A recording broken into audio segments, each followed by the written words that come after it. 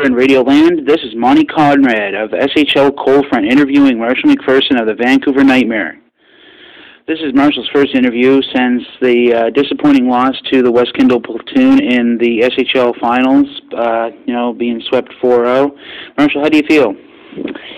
Well, Judging by the fact that I haven't done an interview in a while, I obviously don't feel too good. It was pretty disappointing to lose after making the playoffs on the final game of the season, managing to squeak by the Jets, upsetting the Comets. We got to the finals, and I was hoping we'd be able to put on a better show than what we were able to pull together. Losing in 4 straight, it's hard, it demoralizes the team, and there isn't too much you can do about it, but just sit back and wonder what you did wrong, and hope to rectify that and fix it next season.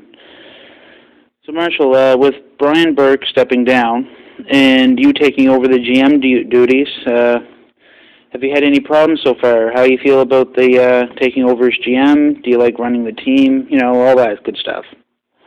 Well, Monty, it's been a bit of a struggle so far. Like you're learning as you go along, and I came in in the midst of a lot of changes in the SHL this season, and it's been tough adapting.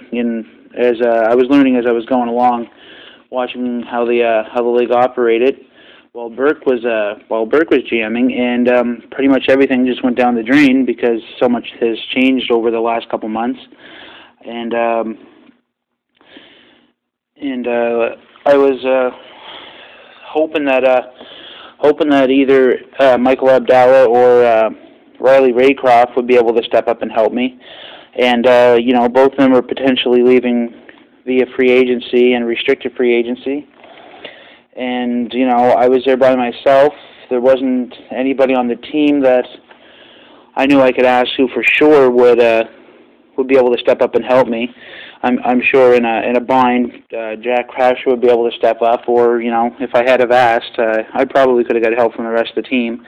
It's just the names that I just named off. Of course, I know that have been around for a while, and they've done GM duties before. And I have to say, I am very, very grateful for Mr. Raycroft for helping me, learn in the first season as GM here in Vancouver, and I'm really, really grateful for that he decided to stay. And as soon as he decided to stay, I offered him the co-GM job to help me out, and that's about all I have to say regarding taking over.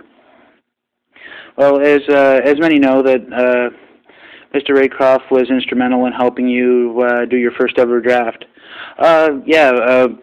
Riley, just phenomenal, helping me out. I didn't have much of a draft list put together. Last minute, I managed to trade up to with Manhattan, and managed to secure the 3rd overall pick. And then I messaged Calgary and see what they thought. I originally tried for Minnesota's pick, but they weren't budging. So I tried with Calgary; they weren't budging either. I had a pretty good idea who Minnesota was going to take. But as you all know, the things just sort of fell out of place, and the Panthers ended up having the 1st overall pick.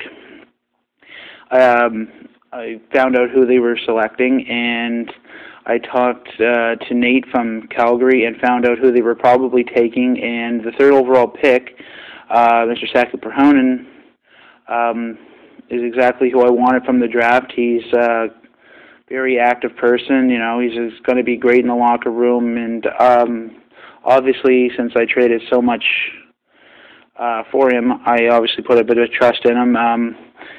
With him having a front office job with the Kelowna Knights, he's a great person to have down in the juniors as well. Keeping an eye on who's an up and comer, so that way we can put together a better draft list than we did last year. He's already managed to get a couple names on the list so far, a few things about each one of them, and we're putting it together, and hopefully go from there next season and keep the team strong, keep rebuilding as we're going, and hopefully contend year after year. It was great the second round getting Duddy, and we took a couple shots in the dark, and we managed to, I think, steal Koenig, who has since become a lot more active now that he has a place to play, and a team that wants him on it, wants him to stay on it and practice hard because he deserves it. I'm not knocking his junior team in any way, shape, or form. It's just when he ended up signing the contract here in Vancouver. I think he wants to play here, and I'm happy for him. Well, speaking of somebody not wanting to play in Vancouver, Mr. Brandon Sawyer. Oh, I don't think it was so much as him not wanting to play in Vancouver as him not getting to play in Vancouver. Last season, I think Burke rode me pretty good, and sadly Sawyer didn't get many starts. One of the first things I did is when I took over as GM was I contacted Sawyer. I asked him how he felt about the organization, and I gave him free rein over his fate. If he wanted to leave, if he wanted to stay, it was up to him. I asked him where he would like to head to, where he would, where he'd like to play, and I heard a rumor that Minnesota was somewhat interested in him, and I got a hold of Brody Witzel, and from there, him, and Boone, we managed to work out a deal for Sawyer. I'm glad that he can go over there where he's guaranteed more starts than I could give him here. I'm happy for him. Hope he does really well there. Well, now regarding the other person who decided to leave this year, Mr. Michael Abdallah. Well, Monty, that situation's touchy, of course. I spoke to Mr. Abdallah, and I told him I have great respect for him as a player and a person, and I told him if he wanted to leave, then I'm not going to stop him. But the problem there is, and I should have handled it better, I'll admit that right now, is that I wasn't going to let him walk without getting something in return. You don't let a player of that caliber, that talent, just walk away for a low first-round pick. You want to get the best possible deal you can out of it, and that's why I chose to match the offer, retaining his rights. He still had a contract here. However, Toronto is the team where he wanted to go, and Toronto is the only team he was going to be traded to. Ray, I'm not sure if he was entertaining offers from other teams or not, but I wasn't going to consent to him being traded anywhere else other than Toronto, because that's where he wanted to play.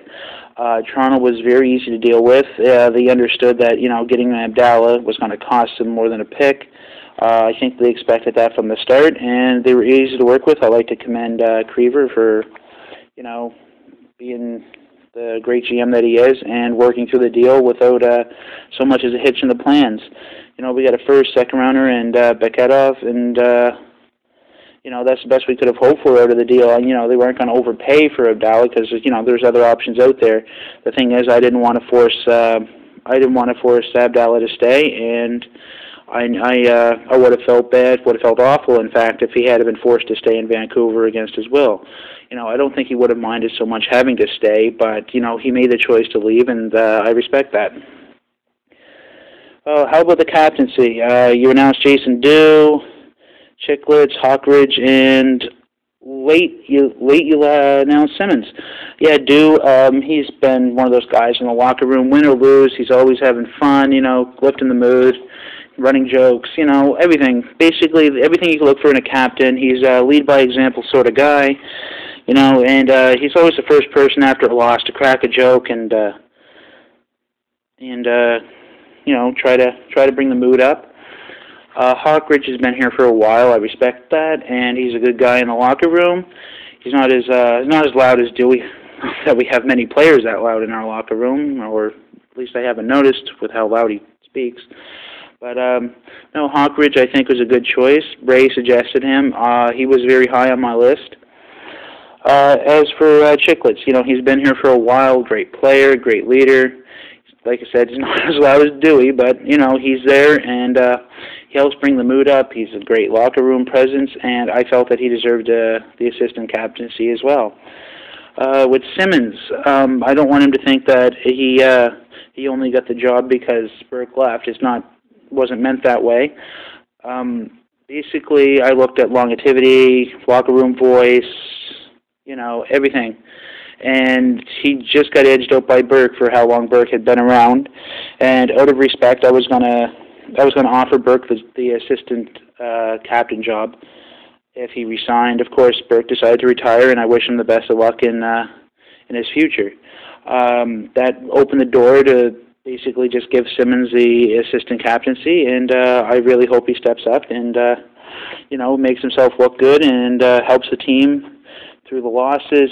They're cheering along with him at the wins. Hopefully everything goes as planned. Well, speaking of Burke retiring, that might be a blow to what you seem to put together as a championship team with your team going to the finals last year. Do you think you're going to be able to make a run again without Burke?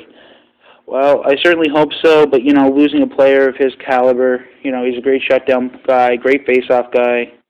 I'm hoping we can do this without him. I regret, if we make the finals and get the cup, him not being there, but, he wanted to leave, he wanted to retire, and I respect him for that, and I wish him the best of luck, like I said.